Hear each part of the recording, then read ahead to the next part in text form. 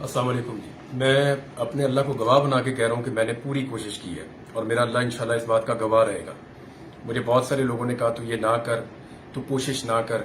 पाकिस्तान से बाहर जाने के और भी बेशुमार रास्ते हैं और लोग जाते हैं। मुझे लोगों ने बड़ी उल्टी पट्टियां पढ़ाई, बहुत सारी बातें मेरे साथ की, लेकिन मुझे हज के लिए जाना है, मुझे इस मुल्क को नहीं छोड़ना। सब लोग जानते हैं कि मैं इस मुल्क को कभी नहीं छोड़ के जाऊंगा।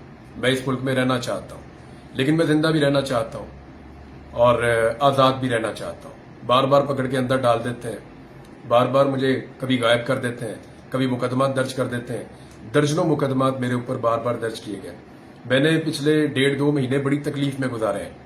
मैं 2022 में हज पे जाना चाहता था, मुझे गिरफ्तार कर लिया गया। ये एहराम मैंने 2022 में पहनना था, फिर 2023 में मैंने ये एहराम पहनना था तो मुझे अगवा कर लिया गया।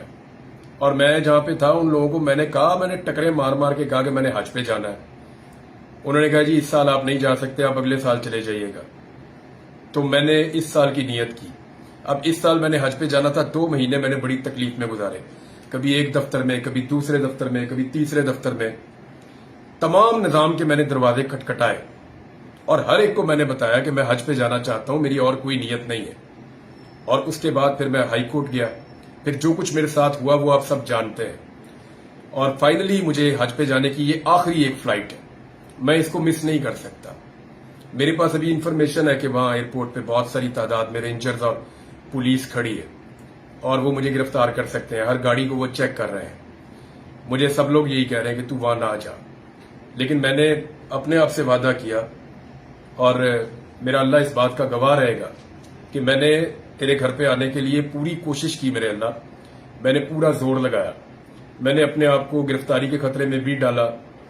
अब पता नहीं वहां मुझे गिरफ्तार करते हैं, गायब करते हैं, क्या करते हैं मेरे साथ, मैं नहीं जानता हूं। लेकिन मैं एयरपोर्ट जा रहा हूं और सिर्फ हज की नीयत से जा रहा हूं। मैं हज करके वापस आऊंगा, क्योंकि मैंने अदालत को यह बोला है कि अगले महीने की 8 तारीख को जो अदालत में पेशी होगी उसमें मैं आके पेश होऊंगा।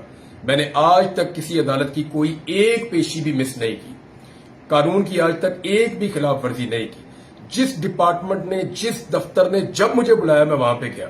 मैंने कभी भी किसी चीज की खिलाफ वर्जी नहीं की। पाकिस्तान के आइन और कानून के मुताबिक सब कुछ किया और अब भी कानून और आइन के मुताबिक अपने हक को इस्तेमाल करते हुए हज पे जाना चाहता हूं। मैंने 5 दफा टिकट लिए हैं, ये 5वीं मरतबा मैं टिकट ले रहा हूं। ये तो रिफंड भी नहीं होता हज का टिकट। और मैंने अपनी फैमिली को भी बाहर से बुलाया हज पे जाने के लिए और वो एयरपोर्ट पे खड़े मेरा इंतजार कर रहे हैं। तो मैं जा रहा हूं जी हज के लिए। आप सबसे दरखास्त है कि अगर ये वीडियो आप तब देखेंगे जब मुझे नहीं जाने देंगे या मुझे पकड़ लेंगे या मुझे रोक देंगे, तो आप खुद फैसला कर लें कि इस मुल्क में क्या निजाम चल रहा है।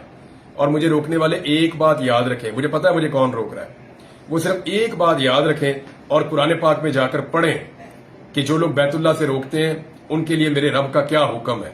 ये जिंदगी तो गुजर जानी है, थोड़ी सी और बाकी है।